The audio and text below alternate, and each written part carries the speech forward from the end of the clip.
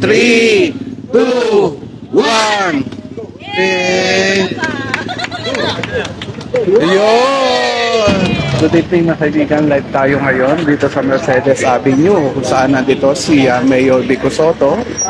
At ngayon gabi na ito ay bubuksan ng ilaw dito sa kahabaan nito at marami-rami yung red light turn on nga ni Mayor Vico Sotto. At kinakausap niya pa yun na ilan sa mga nandoon sa bandang loob nitong tent na nakikita natin. Abang-abangan natin at maya-maya ite-turn on na ni Mayor Vico Sotto yan. Bubuksan na po. Yan.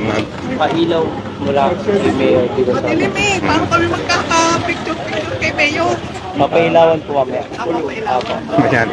So mga kaibigan, hintay-hintayin lang natin. Mamaya ay magkakaroon niya ng countdown dito sa lugar na ito para makita natin ang kaliwanagan dito sa kahabaan ng Mercedes Avenue.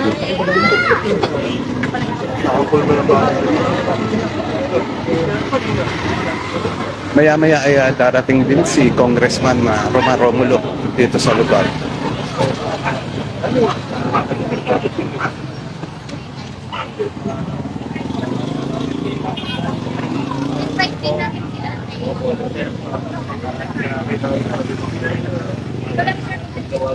Doon sa mga viewers natin na hintay-hintay lang po at maya-maya makikita na natin ang pagka-turn on ng ilaw dito sa baan nitong Mercedes Avenue. No? Andito pa si Mayor Vico Sotto at madilim pa nga dito sa area.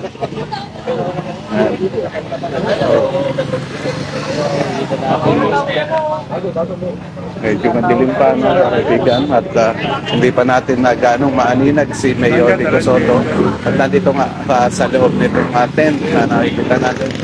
Pausap yun na mga taga rito. POT? POT. Asan po? Ay, saan ano po yun? Hindi, dito Mercedes. Dito po kay Mayor. Diyan pumalo nito.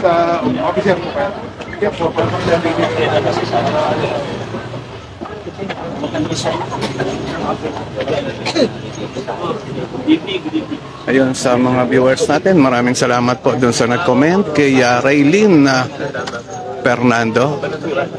Ayun, magandang gabi po sir. Magandang gabi po rin sa inyo at maraming salamat sa panonood dito sa page natin ng Pasig News Update. Shout out na rin po sa pamilya nyo, Raylene, at advance Merry Christmas. Hantay-hantay lang po. Sabi ni Ma'am Shirley Karindain na sungat. Pasyakan naman po sa mga anak ko, lalo-lalo na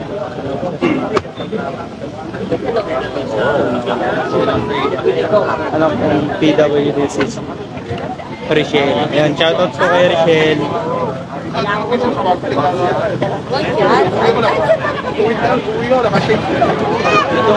pailaw na to ay ginagawa sila, Mayor, Vice Mayor, at si Congressman. Mga kaibigan, nakita na rin natin si Congressman Roma Romulo na dumating dito sa lugar na ito. At nandito pa nga sila kakausap. Yun na ilan sa mga namumuno sa barangay San Miguel. Nakita rin natin dito si Kagawad Apple Benito. Ayun. Kamustahin natin si Kagawad Apple Benito. Kamusta po ang pagpunta ng grupo ng Auplak Ayusan dito? Hello, magandang gabi po sa inyo lahat. Mabuti naman po. Magandang gabi po sa atin lahat. Siguro hindi na natin kailangan patagalin pa. Medyo madilim na ng maaga-aga. Pero Mayor Vico Cup, congratulations po sa inyo. Unang-una, first time na maiilawan yung lugar na ito. 20 na bagong lamp post ang tinayo dito. Kaya sigurado ko po, magandang Pasko at magiging safe yung lugar na ito. Cap, Mayor, congratulations. Alam ko, marami pa at susunod. Pero umpisahan natin yung countdown natin. Ma'am Christy Belado, yun. Good evening po. Magandang gabi rin sa inyo. At ganun din kay Mary Grace. 3, 2, 1. Ayun! Ayun, kay Ma'am Mina Blas, good evening din po. At ito, 20 na LED lights nga itong turn on ni Mayor Vico Soto dito sa lugar ng Mercedes Avenue. Ito, nagliwanag na nga dito. Ito nga yung nakauna-unahan na nakabitan ng ilaw itong lugar na ito. Ayan, at ang ganda ng kaliwanagan. Hindi na delikado dito sa area na ito. Dito kasi ay napakadelikado. May mga talagang masasamang loob din na mga tumatambay dito at ang dinadaanan ng mga holdapper. So, nagliwanag na ngayon. Nakakatawa. Yun, Ma'am Christy Habelado, kamusta po? Advance Merry Christmas po sa inyo. At yun, na-miss ko rin yun na mga comment nyo dito sa page ng Pasig News Update. Yan. Oo, nakita na kagwapuhan ni Mayor at ni Kong. Harapan natin para makita natin lalo ang kagwapuhan. Ayan. Ito yung at least mas maliwanag na. Kaya maganda. Ay, may nakakalaw. 1992 ba daw sila dito? Teka, baka naman pwede tayo magpalitrato sa inyo. Okay lang po ba magpalitrato sa inyo? Ayan, at sa picture taking na nga ang mga nandito kay Mayor Vico Soto kasama si Congressman Romulo. Ayan, nakakatawa. Dito po! Tingin dito. Masasaya itong mga nandito. 1, 2, 3. Dumadaan. One more. Okay. Ayan. Urong lang tayo konti. Ang kagandahan doon sa kinakabit na ilaw, ito yung LED lights talagang kulay puti. Hindi ito yung kulay pulang ilaw o kulay dilaw na ilaw. Talagang maliwanag. Ayan. Good evening, watching from Cold Germany, Malu, Zelensky. Yan nga, good evening po sa inyo. Thank you. Mga kaibigan, itong lugar na ito ay hindi ganong matao. Daanan ito ng mga sasakyan. Itong dulo ng Mercedes Avenue, nandito tayo sa dulo ng Mercedes Avenue. At ayan, hindi na nga nagtagal si Mayor Vico Soto at nagpapaalam na nga sa mga taga rito. Tanging talagang pinangunahan ni Mayor Vico Soto ang pagka-turn on niya ng 20 LED lights dito sa lugar na ito. Ayan. Kay John Lee watching from Ameta Boys. Ayun, good evening sa iyo, John Lee.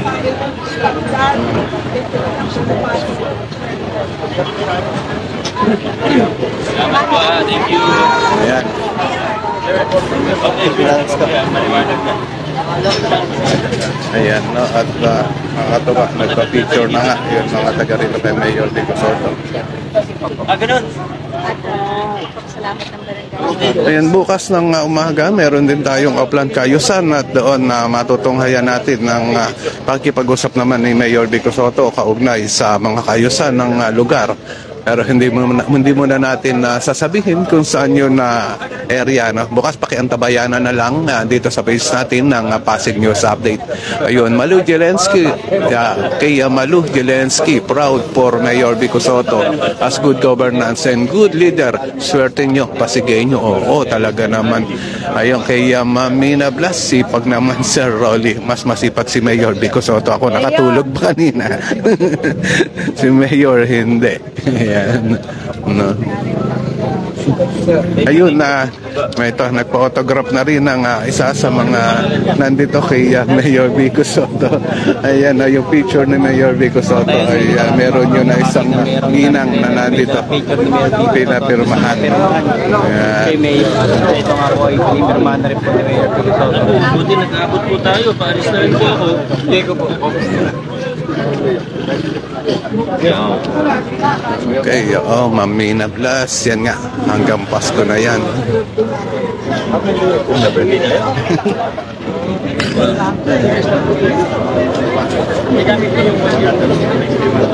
Nakakatawa talagang kahit gabi na si Mayor Vico Soto nag-iikot pa sa mga iba't ibang lugar para lang makadaupan palad ang mga Pasigueño at malaman ang mga problema. Ayan. Sa ngayon, eto nga at siya ang nanguna sa pagka-turn on ng 20 LED lights dito sa Barangay San Miguel, partikular dito sa Mercedes Avenue.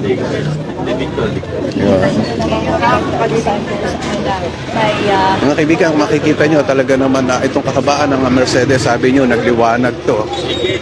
Dahil dun sa 20 LED lights na ikinabit. Yan.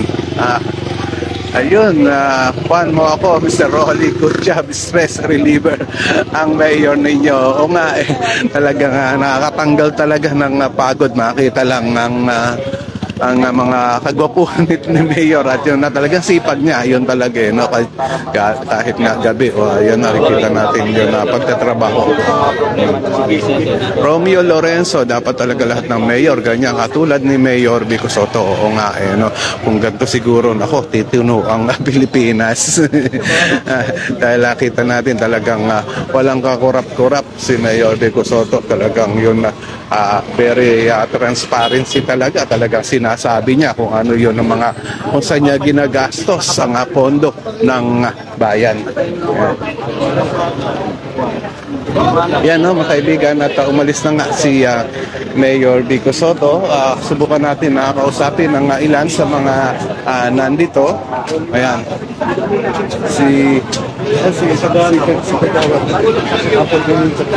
Ito, kausapin natin si Kagawad Apple Benito, no?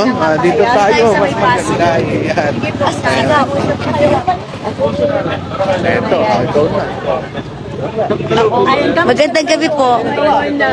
Nagkaroon ng official switching sa lugar na Unang-una, syempre, tuwang-tuwa po yung mga residente at nagpapasalamat po kami sa effort po ng ating Mayor Vico Sotto, kasama po ang ating Vice Dudut at ang kanyang mga konsehal na nagawan po nila katulad po ngayon, magpapasko, tamang-tama, maliwanag po ang kanilang kapaskuhan ngayong December 2023. Kaya maraming pong salamat at nawa ay tuloy-tuloy na po ang kagandahan ng ating lungsod Pasig hanggang pagsapit ng bagong taon 2024. May tanong ko lang, Kagawad, nung bago buksan po ito kanina, talagang madilim po siya every night. Opo, madilim po talaga at saka noon nga po madalas dito po nagsisimula yung mga halimbawa maglalakad ka, papasok ka, maagawan ka ng bag, cellphone, or biglang hold uping ka na lang bigla na hindi mo alam, may lalapit at titigil sa'yo. Kaya maigi na rin po na ayun at nagawan po ng paraan ng ating Mayor Vico. Okay po. May gusto pa kayong idagdag? Gusto ko lang pong batiin kayong lahat ng maligayang Kapaskuhan at syempre ang araw ng Pasko ay ang pagbibigayan, pagmamahalan at pagtutulungan sa bawat isa. Ito po ay gawin po natin hindi lang po kada Pasko, araw-araw sa ating kapwa. Yun lang po at God bless you po. Salamat po sa inyo. Okay po, thank you po. Ayan, at nakausap din natin si Kagawad Apple Benito ng Barangay San Miguel.